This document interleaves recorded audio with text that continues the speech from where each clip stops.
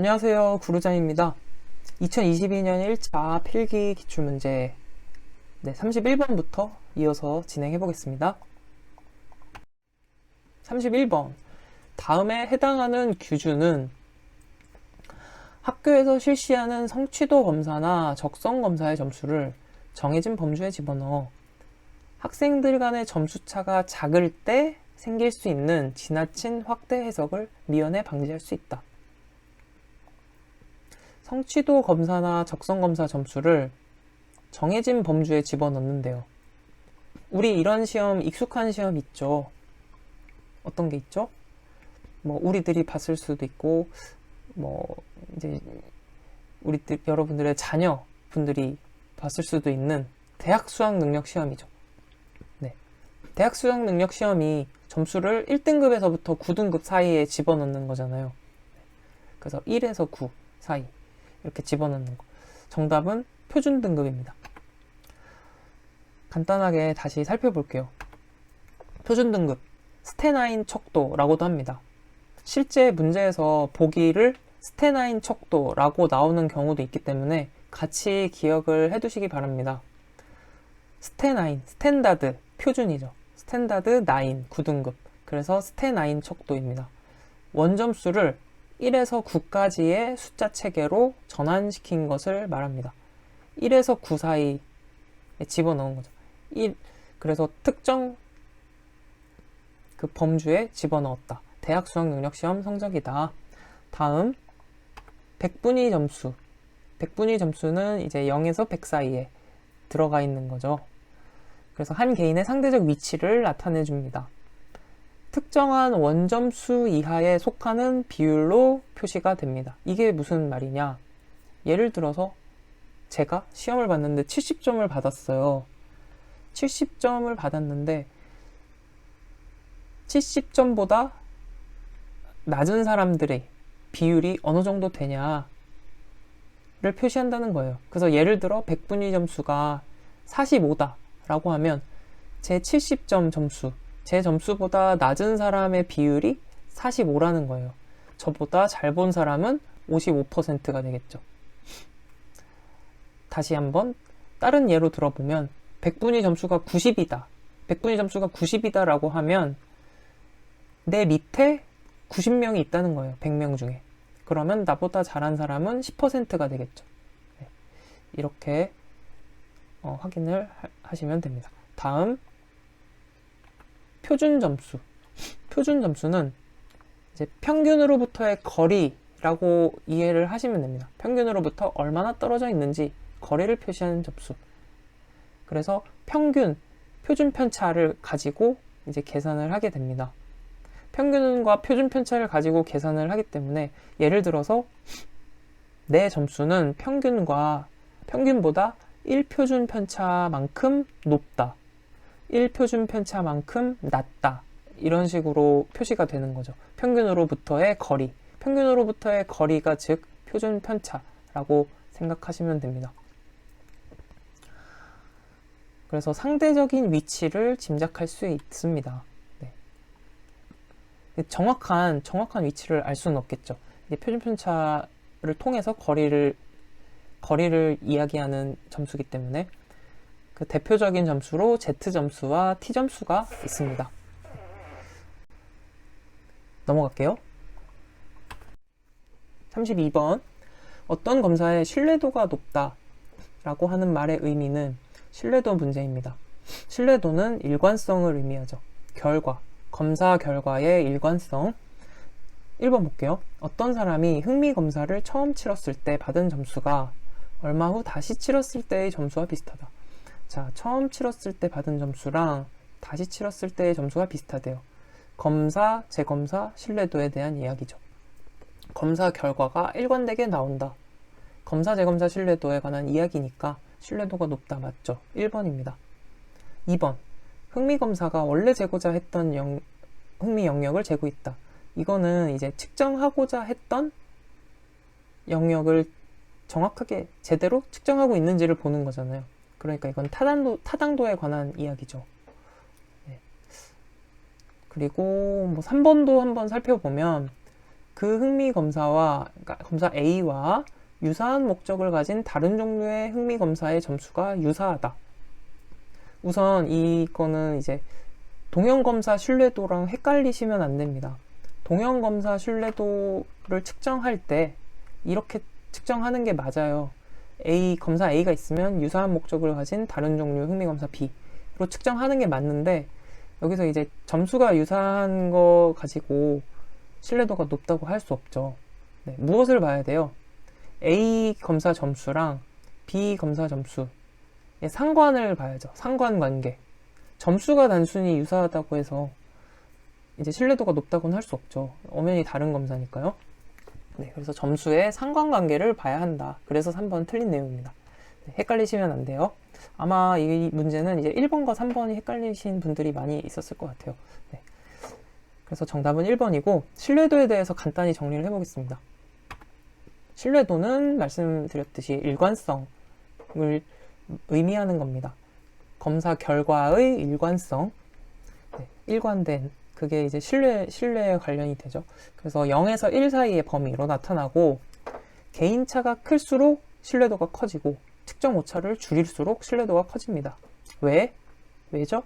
일단 측정할 때 측정 오차가 적어야지 결과가 일관되게 나올 가능성이 높잖아요. 네, 당연히 측정 오차는 작아야 되고, 개인차가 클수록, 왜일까요? 개인차가 클수록 결과에 있어서 일관되게 결과가 나타날 확률이 높죠. 예를 들어 개인차가 별로 없으면 뭐 검사 재검사를 할 때, 재검사 때는 뭔가 결과가 뒤바뀔 수도 있고 여러 변수의 요지가 많잖아요. 그런 의미에서 개인차가 클수록 신뢰도가 커진다라고 이해를 하시면 되겠습니다. 또한 신뢰도는 표본의 동질성이 아주 중요합니다. 표본이 동질해야 된다는 거예요. 예를 들어 뭐 A 검사, B 검사 점수 간의 상관관계를 본다고 할 때, 그래서 신뢰도를 측정한다고 할 때, 표본 A랑 표본 B가 서로 비슷해야지, 표본이 다르면 결과가 일관되게 나올 가능성이 작아지겠죠. 그렇기 때문에 검사 신뢰도를 측정할 때 표본은 이제 동질해야 된다. 그게 아주 중요한 부분입니다. 그리고 신뢰도에는 3가지가 있어요. 검사, 재검사 신뢰도, 동형 검사 신뢰도, 반분 신뢰도, 이렇게 3가지로 구분을 하는데, 검사, 재검사 신뢰도는 우리 1번 보기와 같은 경우입니다. 동일 검사를 동일 수검자에게 일정 시간 간격을 두고 2번 실시한다. 예, 동일 검사, 동일인 시간 간격 두고 2번 실시. 그래서 검사 결과 점수 간의 상관계수를 확인한다. 근데 이거는 이제 점수만 봐도 되는 거죠. 상관계수로 봐도 되는데, 왜냐면 같은 검사니까, 네, 결과 점수만 가지고 이제 비교를 해도 되는 거지만, 이제 3번의 경우는 아예 다른 검사이기 때문에 검사 점수가 유사하다고 해서 이제 신뢰도를 판단해서는 안 된다는 거예요. 그 다음 안정성 계수라고도 합니다. 검사, 재검사 신뢰도. 결과가 안정적으로 나오는지를 보는 거잖아요. 결과가 일정하게 나오는지를 보는 거기 때문에 안정성 계수라고 합니다. 검사, 재검사 신뢰도 계수는 안정성 계수다. 기억, 성숙 효과, 반응 민감성이 있을 수 있어요. 기억 효과라는 것은 첫 번째 검사를 하고 두 번째 검사를 할 때 첫 번째 검사 내용을 기억하고 있을 때 두 번째 검사에 영향을 주겠죠. 그렇기 때문에 기억 효과에 영향이 있을 수 있다. 성숙 효과는 이제 시간차로 인해서 첫 번째 검사할 때와 두 번째 검사를 할 때 시간차가 존재하잖아요. 그 시간차가 존재하는 동안에 검사 피검자가 이제 성숙하는 거죠. 특히 어린이 대상 검사를 할 때 이런 게 많이 나타날 수 있습니다. 아동은 성장이 빠르기 때문에. 네. 그리고 반응 민감성도 이제 영향을 줄 수 있는 요인인데, 반응 민감성이란 첫 번째 검사를 하고 나서 첫 번째 검사에 대해서 뭔가 뭐 개인적으로 이 검사에 대해서 뭔가 알아보고 이런 거예요. 호기심이 생겨서 뭐 그러고 나서 두 번째 검사를 다시 한다. 그러면은 이제 아무래도 이게 영향이 있겠죠. 이런 부분을 이제 반응 민감성이라고 합니다. 그래서 검사, 재검사, 신뢰도 정리했고, 그 다음 동형검사, 신뢰도. 동형검사, 동형, 똑같은 형태의 검사로 신뢰도를 검증하는 거예요. 그래서 검사 A랑 유사한 동형의 검사 B랑 두 개를 가지고 서로 점수의 상관계수를 확인하는 거예요. 그래서 이 두 검사가 동등한지를 보는 거예요. 네. 동등성 계수라고 하죠. 그래서 네. 동등한지를 본다. 동형인지를 본다. 라고 해서 동등성 계수라고 합니다. 그 다음 반분 신뢰도. 반으로 나눈다 해서 반분 신뢰도예요. 검사를 둘로 쪼개어서 두 개의 검사로 검증합니다. 그래서 한 검사 안에 둘로 쪼갠 거잖아요. 그렇기 때문에 그 내적으로 잘 맞는지, 일관된지를 확인하기 때문에 내적 합치도 계수라고 합니다. 반분 신뢰도 계수는 내적 합치도 계수다. 반으로 쪼개는 방법은 세 가지가 있습니다. 전후양분법. 검사를 딱 절반 1번부터 40번이 있으면 20번까지 자르고 21번부터 40번 이렇게 둘로 나누는 거예요. 그래서 앞뒤로 자르는 거. 문항수가 적고 난이도 분포가 고를 경우에는 그렇게 반뚝 잘라도 돼요. 난이도 분포가 고르니까. 하지만 앞에는 쉬운 문제, 뒤에는 어려운 문제 이렇게 있다고 하면 반뚝 자르면 안 되겠죠. 검사 두 개가 균질하지 않잖아요. 그렇기 때문에 동질하지 않기 때문에 그럴 때는 기후양분법을 씁니다. 난이도 순으로 배열되어 있을 경우 문항수가 많고 그러면은 기후양분법. 기후는 홀짝이에요. 홀짝. 그래서 1번은 검사 A, 2번은 검사 B, 3번 A, 4번 B 이런 식으로 검사를 둘로 나누는 것. 기후양분법. 문항수 많고 난이도 순 배열일 경우에. 그 다음 임의적 짝짓기는 이제 말 그대로 임의로 짝 짓는 건데 임의로 짓되 어떻게 임의로 짓냐. 자, 문항 난이도와 문항 총점 간 상관계수를 기초로 삼포도를 작성한다 그랬어요. 이게 무슨 말이냐. 자, 여기다 그려볼게요. 이렇게 삼포도를 그리는데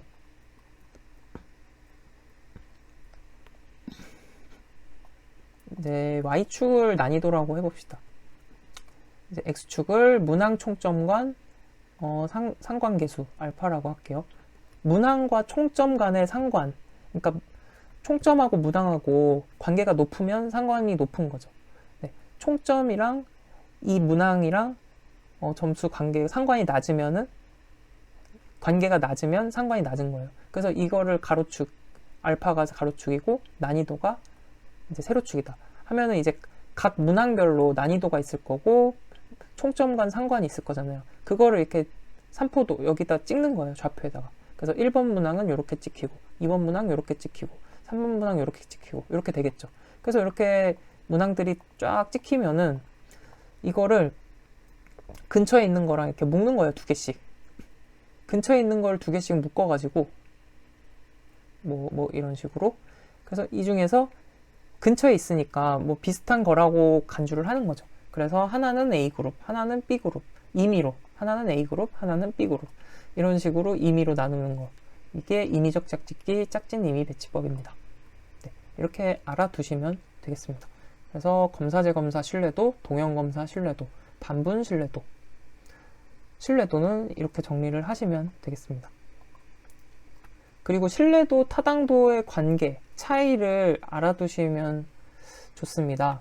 이제 신뢰도는 일관성이라고 했죠. 그리고 타당도는 정확성이라고 말씀을 드렸습니다. 자, 관계는 이거를 기억하시면 돼요. 이 그림을 기억하시면 해결할 수 있습니다.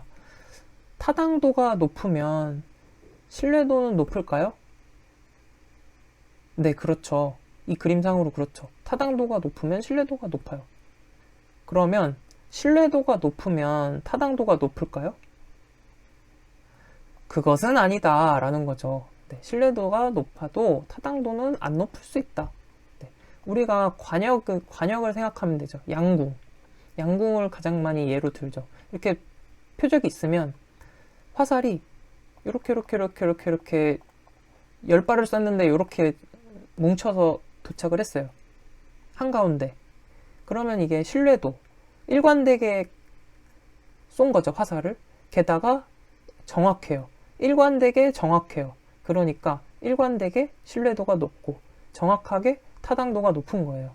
그런데 예를 들어 이렇게 쐈어요.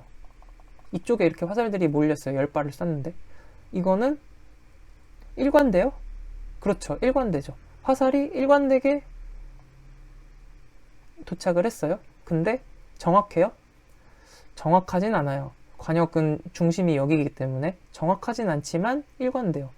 일관된다는 건 신뢰도가 높다는 거죠. 하지만 정확하진 않기 때문에 타당도는 낮은 거예요. 네. 그러면 막 이렇게 쐈어요. 이런 경우는 이제 정확하지도 않고 일관되지도 않으니까 신뢰도 타당도가 모두 낮다고 볼 수 있겠죠. 네, 이해가 되시죠? 타당도는 정확성, 신뢰도는 일관성. 이렇게 하면 이제 신뢰도 끝입니다. 넘어갈게요. 33번. 직업 선택 문제들 중 비현실성의 문제와 가장 거리가 먼 것은? 네, 비현실성이라고 하면 이제 적성을 기준으로 보시면 됩니다. 적성을 기준으로 직업 선택이 적성보다 높은지 아니면 적성보다 낮은지, 적성에 부합하는지 이런 걸 보면 되는데 이 문제를 통해서 이제 크라이티스 직업상담 문제 유형을 정리를 하면 돼요. 크라이티스가 직업상담 문제 유형을 이렇게 분류를 했습니다. 현실성, 적응성, 결정성 이 세 가지 차원으로 분류를 했습니다. 그래서 현실성 차원에서 구분을 한 내용은 이제 비현실, 강압형, 불충족형 이렇게 구분을 했어요. 비현실형 먼저 보면 자신의 적성 수준보다 높은 수준을 요구하는 직업을 선택하는 경우 비현실형이라고 해요. 비현실적인 꿈을 꾼다 라는 거죠. 그리고 강압형이라고 하면 적성에 압박을 받아서 선택했다 라고 이해하시면 됩니다. 적성에 따른 직업 선택을 하지만 흥미가 없는 경우 강압형. 그 다음 불충족형.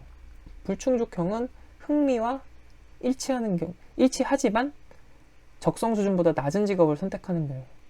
그러니까 충족되지가 않는 거죠. 그래서 비현실은 비현실적인 꿈, 적성보다 높은 거죠. 강압은 적성의 강압, 불충족은 적성에 비해서 한참 못한, 네, 그렇게 이해를 하시면 되겠습니다. 그리고 적응성 차원에서는 적응형, 부적응형이 있습니다.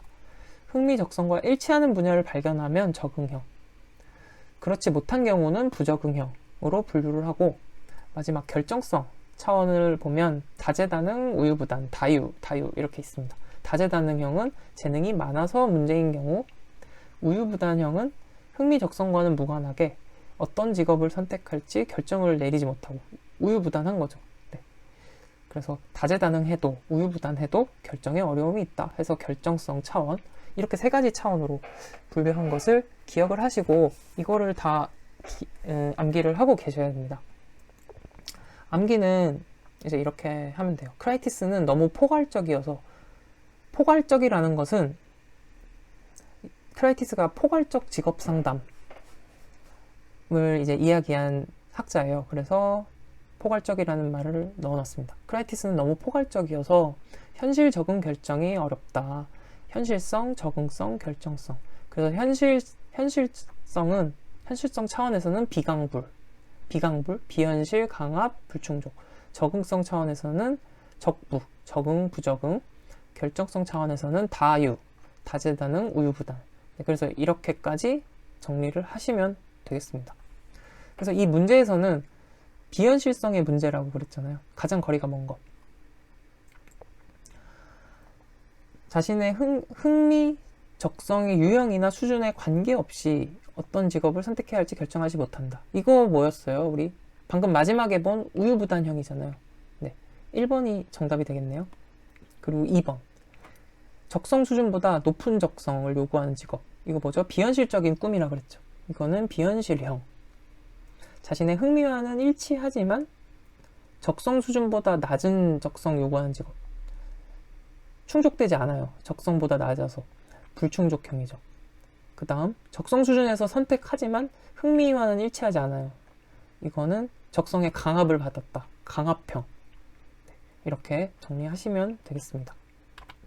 네.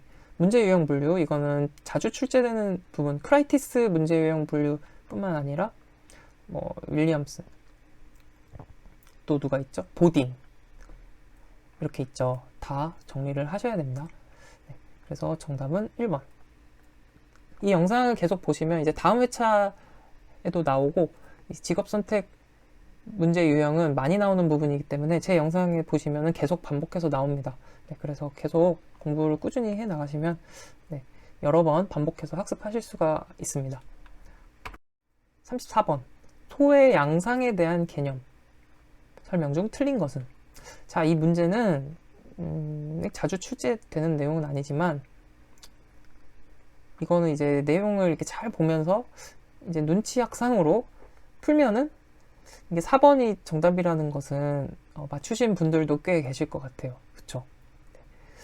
근데 간단히 살펴보면 노동소외, 직무소외라고 하는데 이제 로버트 블라우너라는 사회학자가 좀 구체화시킨 개념입니다.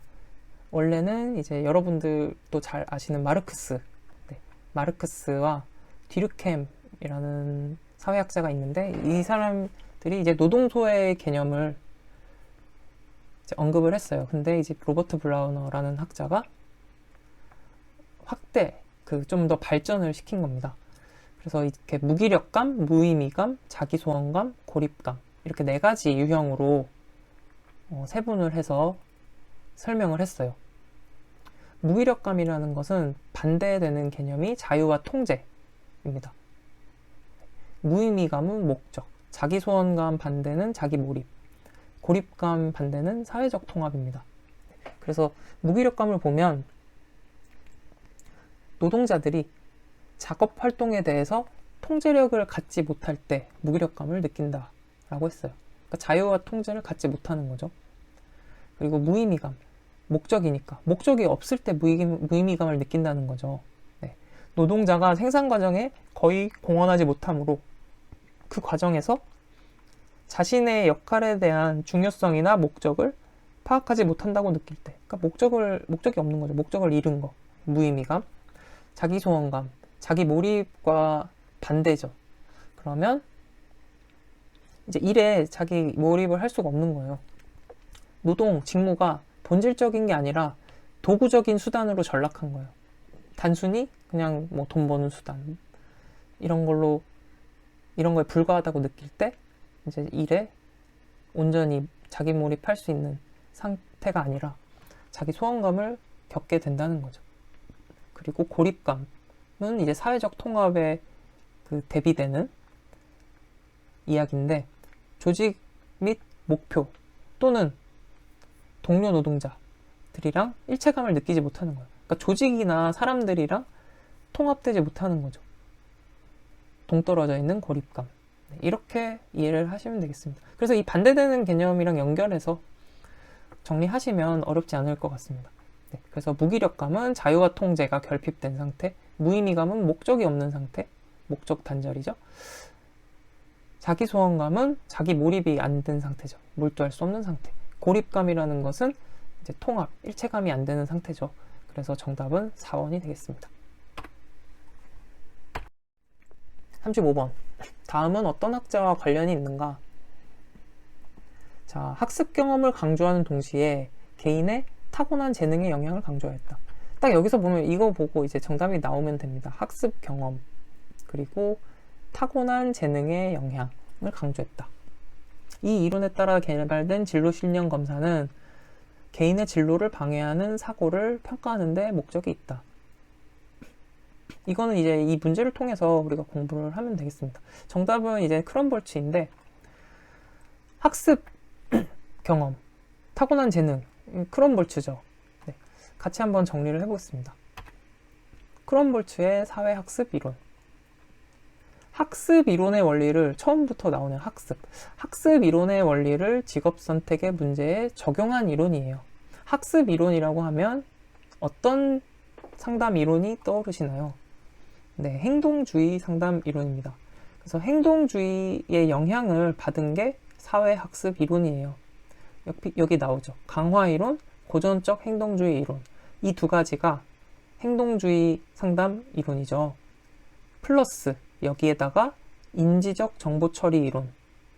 즉 행동주의 이론 플러스 인지적 정보 처리 이론의 영향을 받은 것이 크롬볼트의 사회학습 이론입니다.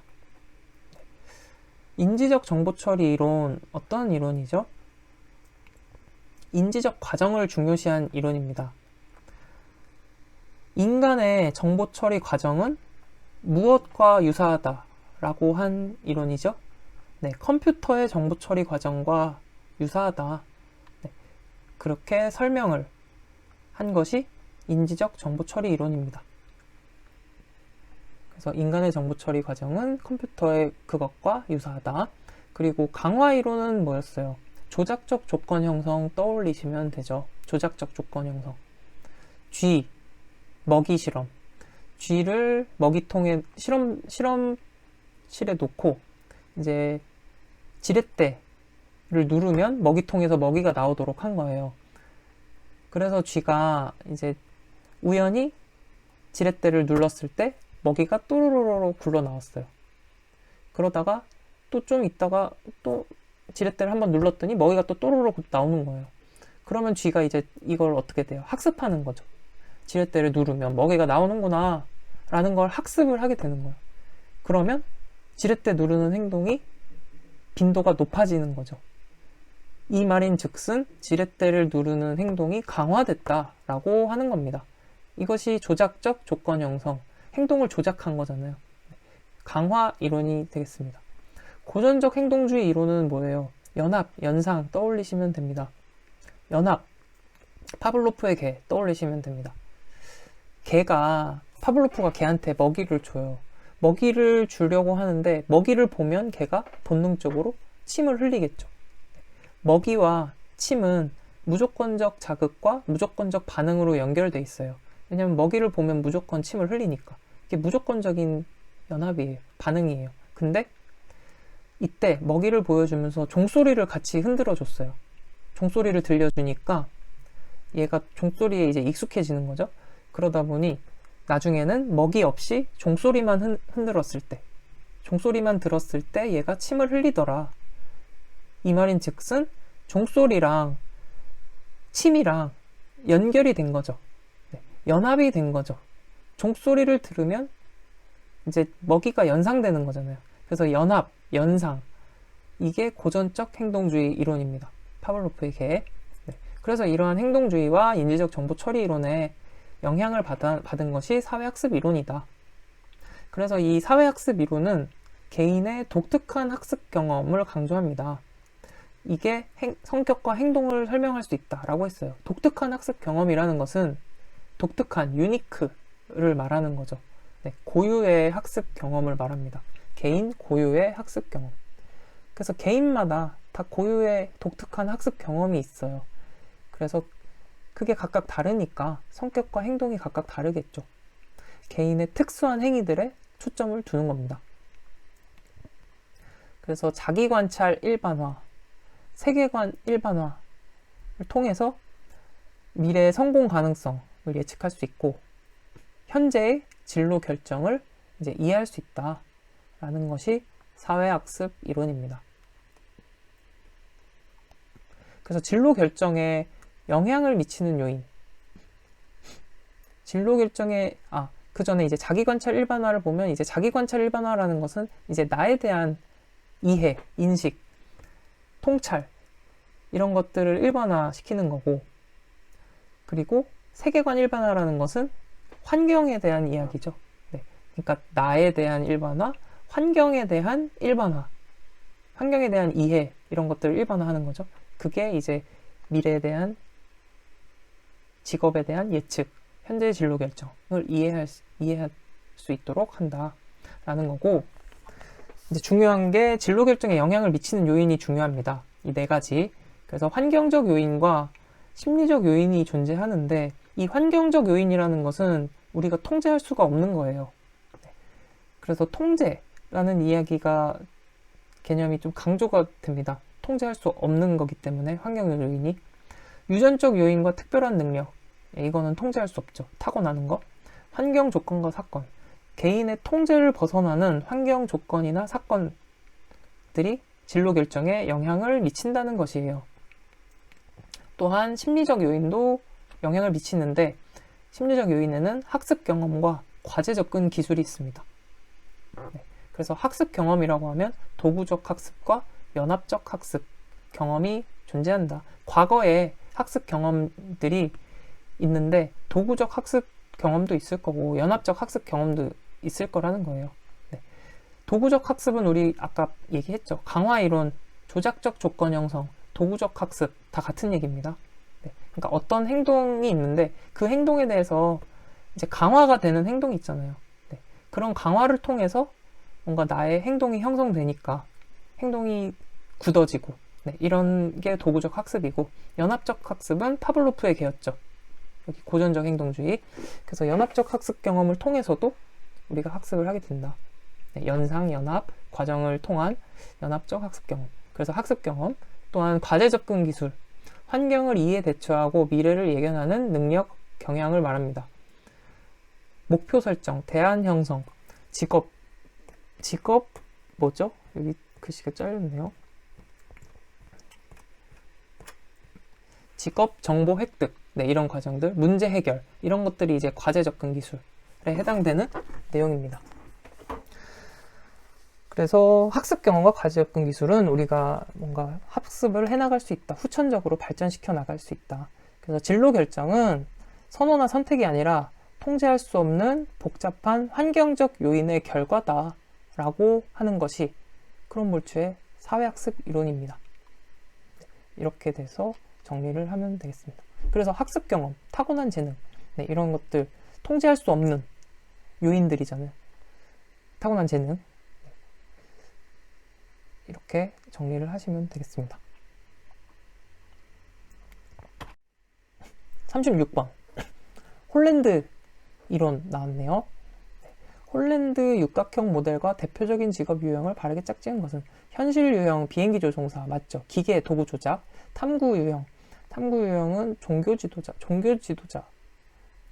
관습형 유형 정치가. 사회적 유형 배우. 네, 1번이 정답이고, 종교 지도자는 사회형에 해당이 되고, 정치가는 어디에 해당이 되죠? 진취형에 해당이 되겠죠. 배우는 예술형. 이렇게 구분이 됩니다. 홀랜드 직업 흥미 이론, 또 정리를 해볼게요. 성격 이론, 인성 이론, 흥미 이론. 네, 리아섹을 기억하면 된다고 했습니다. 리아섹. 자, 홀랜드 이론은 개인 환경 적합성 모형이라고도 부릅니다. 개인과 환경을 이렇게 연결해서 적합한 환경을 연결시켰다라고 해서 개인 환경 적합성 모델이죠. 그리고 개인의 특성, 직업 세계의 특징 간의 조화가 이루어지면 이제 적절한 직업 선택이 가능하다라고 이야기하는 거죠. 그리고 행동은 성격과 환경의 상호작용이다 라는 것이 홀랜드 흥미 이론에서 얘기하는 내용입니다. 이 6가지 유형은 막 그렇게 이 내용들을 이렇게 하나하나 다 막 이렇게 외울 필요는 없습니다. 정리하다 보면은 그냥 외워집니다. 자, 보면은 리아섹, 이거는 기억을 해주셔야 돼요. 이제 육각형을 딱 그리고 리아섹만 적어주시면 됩니다. RIASEC 순서대로. 뭐 시작점도 뭐 어디서 시작해도 똑같습니다. 그래서 리아섹, RIASEC 이렇게 적어주시고 R부터 시작을 하는 거예요. R은 리얼리스틱, 현실형입니다. 리얼리스틱, 현실형. 현실형의 특징은 이제 기계, 도구 조작. 네. 이제 직접 현실적인 것에 흥미가 있는 거죠. 기계, 도구 조작에 흥미가 있고, 여기서 이제 반대편을 보는 거예요. 그럼 S형이죠. S는 소셜, 사회형입니다. 사회형은 따뜻하고, 온정적이고, 네, 친근하고, 이런 느낌입니다. 사회형. 그래서 이런 일에 흥미가 많은 유형이죠. 네. 그래서 사회형의 경우에는 뭐 복지 쪽, 사회복지사, 뭐 선생님, 상담사 이런 사람들이 사회형에 해당이 됩니다. 그리고 반대편에 있는 현실형의 경우엔 기계 도구 조작이라고 했으니까 비행기 조종사, 엔지니어, 네, 기술 관련된 이런 직업이 이제 이런 직업에 이제 흥미를 갖고 있는 유형이 되겠습니다. 그래서 S형과 반대 있잖아요. 그러니까 보면은 사회형은 따뜻하고 친절하고 사교적이고 이런 그 성향인데 R형은 정반대에 있으니까 조금 그런 부분에서는 대인적인 부분에서는 조금 반대 느낌이다 라고 이해를 하시면 되겠죠. 네.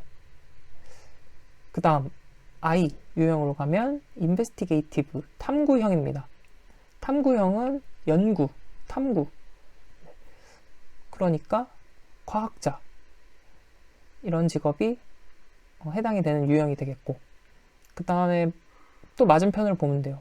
E는 enterprising 진취형이에요.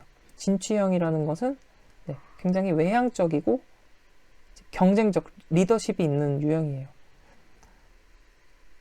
영업 사원들, 영업 판매하는 사원들, 또 CEO 뭐 이런 사람들, 정치가 이런 사람들 외향형. 그래서 I형은 그러면 그 반대니까 뭔가 신중하고 그런 성향이 되겠죠. 그 다음 A는 아티스틱해서 예술형이 되겠죠. 예술형은 말 그대로 예술, 그러니까 개방적. 그래서 예술가, 음악 미술 이런 쪽에 흥미가 있고, 또 반대편을 보시면 돼요. C는 컨벤셔널 해서 관습형입니다. 컨벤셔널. 그래서 관습형은 A랑 반대니까, 이건 자유롭고 개방적이니까 좀 틀이 잡혀 있고 좀 뭔가 조직화된 이런 환경을 선호하는 게 관습형이 되겠죠. 그래서 뭐 도서관 사서 이런 분들, 그리고 행정관료 이런 분들이 이제 관습형 유형에 잘 맞는 그런 직업이 되겠습니다. 그래서 이렇게 정리를 하시면 돼요. 리아색. 그래서 서로 이렇게 반대되는 거를 보면서 정리를 하시면 많이 어렵지 않게 정리를 하실 수가 있겠습니다. 그래서 이 36번은 정답이 1번이 되겠습니다. 37번. 다음은 무엇에 관한 설명인가? 한 검사가 그 준거로 사용된 현재의 어떤 행동이나 특성과 관련된 정도를 나타내는 타당도. 일단 타당도에 대한 이야기인데, 자, 일단 준거로 사용된 현재라고 했어요. 그러면 정답 나왔네요. 준거 타당도. 준거 타당도에 대한 얘기고, 준거 타당도에는 어떤 게 있었죠? 공인 타당도, 예측 타당도가 있는데, 공인 타당도는 현재, 예측 타당도는 미래. 그러니까 현재니까 공인 타당도. 정답은 1번이 되겠네요. 타당도 한번 정리해 볼게요. 내용 타당도, 개념 타당도, 구성 타당도라고도 하죠. 준거 타당도. 이렇게 세 가지가 있습니다. 타당도. 아까 신뢰도는 일관성이라고 했고, 타당도는 정확성이라고 했었죠. 네. 정확성. 얼마나 정확하게 측정하는지를 보는 타당도인데, 그 타당도에는 이렇게 세 가지 존재합니다. 각각에 대해서 살펴보면 내용 타당도라는 것은 말 그대로 내용이 정확한지를 보는 겁니다. 검사 문항이 측정하고자 하는 내용을 정확하게 측정하는지를 보는 거예요. 잘 반영하고 있는지를 보는 겁니다. 그렇기 때문에 이 문항 내용이 정확한지를 판단하는 것은 다소 주관적이죠. 주관적일 수밖에 없습니다. 주로 이제 전문가가 보고 평가를 하는 수밖에 없잖아요. 그래서 주관적이다. 하지만 이 분석 과정이 논리적 분석 과정을 거친다라는 거는 이제 염두에 두셔야겠습니다. 그렇기 때문에 주관적이기 때문에 타당도 계수가 산출이 안 돼요. 내용 타당도는. 우리 성취도 검사나 이런 데서 이제 내용 타당도 확인하게 되고, 이제 전문가에 의해서 확인하게 된다. 다음, 개념 타당도. 개념 타당도는 구성 개념에 대해서 이제 검증하는 것이기 때문에 개념 타당도라고도 하고 구성 타당도라고도 하고 또 구인 타당도라고도 합니다. 근데 이제 보기가 어떤 것으로든 나올 수 있기 때문에 다 기억을 해 두셔야 됩니다. 그러니까 딱 보면 이게 같은 것을 이야기하는 거다라는 것을 기억을 해 두셔야겠습니다. 개념 타당도, 구성 타당도, 구인 타당도. 말 그대로 개념이 정확한지를 보는 거예요. 어떤 개념? 측정하고자 하는 개념이 정확하게 측정되었는지. 이론적 연구에 중요한 타당도라고 했습니다. 예를 들어서 우리가 성격 검사에서 빅5를 생각을 해보면 이제 오션이죠. 빅5 오션. 개방성에 대해서 측정을 하겠다라고 하면 측정하고자 하는 개념이 개방성이죠. 그 개방성이 적절하게 측정되었는지를 보는 겁니다. 그걸 어떻게 보느냐? 그 검증하는 방법이 요 세 가지. 수렴, 변별, 요인 분석입니다. 그래서 수렴 타당도는 집중 타당도라고도 하고 변별 타당도는 변별, 판별 해준다고 해서 판별 타당도라고도 합니다. 그래서 이 개념을 어떻게 확인하는지 적절하게 측정되는지 확인하는지 보면 수렴 타당도는 어렵지 않습니다. 수렴하는지를 보는 거예요. 수렴하는지를 보는 거고 변별 타당도는 변별이 되는지를 보는 거예요. 무엇이 수렴하는지? 관련 변수들과 어느 정도 상관관계가 있는지, 즉 내가 측정하고자 하는 속성이 개방성이잖아요. 그럼 개방성과 비슷한 변인들이 있을 거잖아요. 비슷한 변수들이. 개방성과 비슷한 변수들과 비슷하게 나오는지를 보는 거예요. 개방성이랑 예를 들어 밝은성이 있다고 합시다. 가정입니다. 개방, 밝은 그게 유사한 속성이라고 가정을 하면 그 밝은성이랑 개방성이랑 상관관계가 높아야겠죠. 수렴해야겠죠. 그걸 보는 거예요. 비슷한 속성을 가진 개념과 비슷하게 나오는지, 상관이 높게 나오는지를 보는 게 수렴 타당도입니다. 즉 IQ 점수와 성적, IQ 점수가 높을수록 이제 성적이 높게 나오는지를 보는 거예요. 두 개가 아주 밀접한 연관이 있다고 본다면 그렇게 나와야겠죠. 그리고 변별 타당도는 다른 개념을 구별해 주는지를 보는 거예요. 즉 개방성이랑 관련 없는 변수들과 상관을 확인했을 때 이제 변별이 돼야 되는 거죠. 상관이 낮아야 되는 거예요. 그것을 확인하는 게 변별 타당도입니다. IQ 점수와 수면 시간 아무 관련이 없습니다. 그렇기 때문에 상관이 관련이 없다고 나와야겠죠. 상관이 낮게 나와야 합니다. 그것을 변별 타당도. 즉 쉽게 말해서 수렴 타당도는 관련 있는 변인들이 비슷하게 나와야 되는 거, 수렴해야 되는 거. 그래야 잘 나오는 거죠. 그게 수렴 타당도고 변별 타당도는 관련 없는 것과 이제 상관을 확인했을 때 상관이 낮게 나와야 된다. 그게 변별 타당도. 그 다음 요인 분석은 검사 문항들 간의 상관관계를 분석하는 거예요. 그래서 상관이 높은 문항들을 그룹으로 묶는 거예요. 상관이 높은 문항들.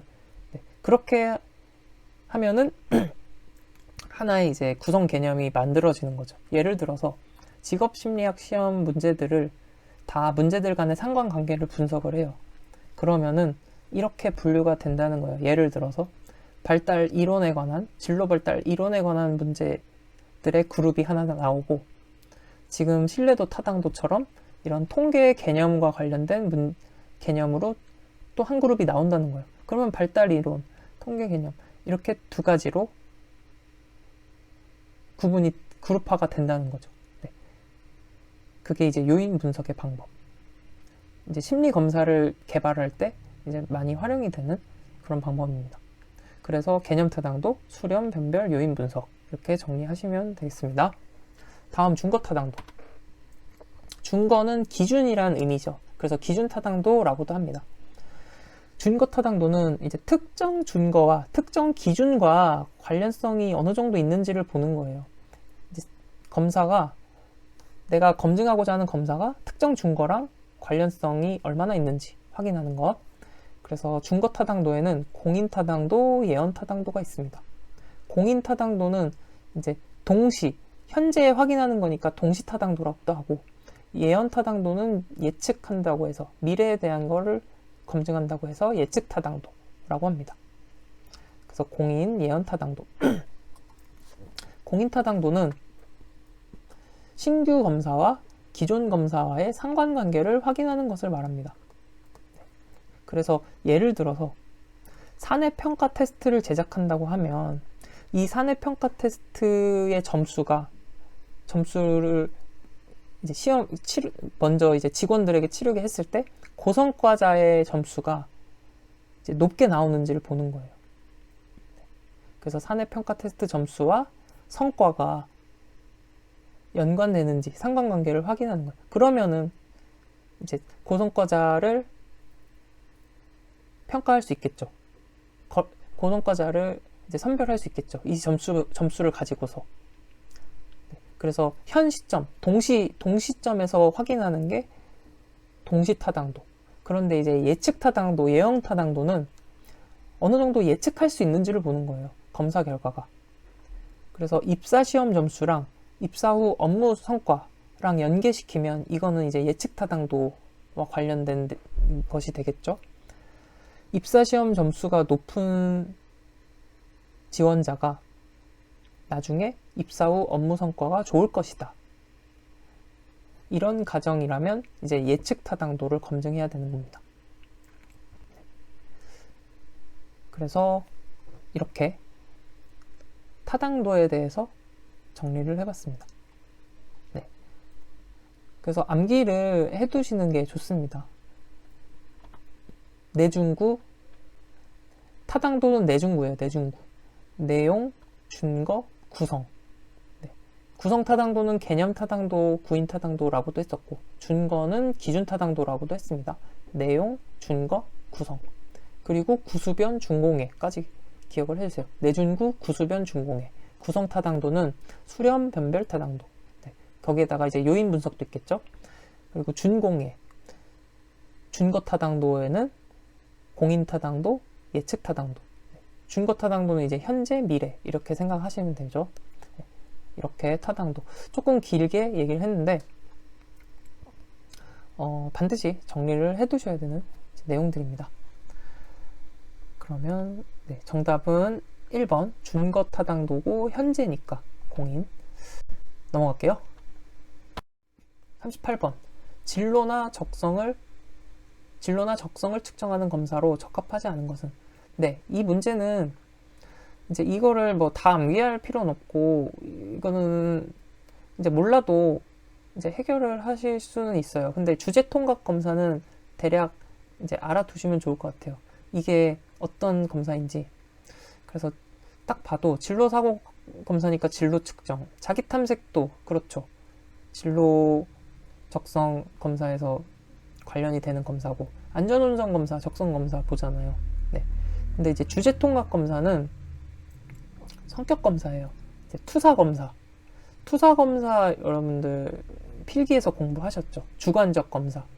어떤 자극을 제시하고 거기에 대해 내담자가 피검자가 반응을 자유롭게 할 수 있는, 그래서 그 투사를 유도하는 거죠. 네. 그래서 주제 통각 검사는 TAT라고 하는데 이제 자극을 모호하게 제시하는 거예요. 네. 인물 그림을 보고서 피검자가 이야기를 만들어 보는 검사입니다. 그래서 약간 모호한 자극이라서 그걸 통해서 내담자가 만드는 이야기를 통해서 투사하는 내용을 이제 알아보는, 그게 이제 주제통각 검사.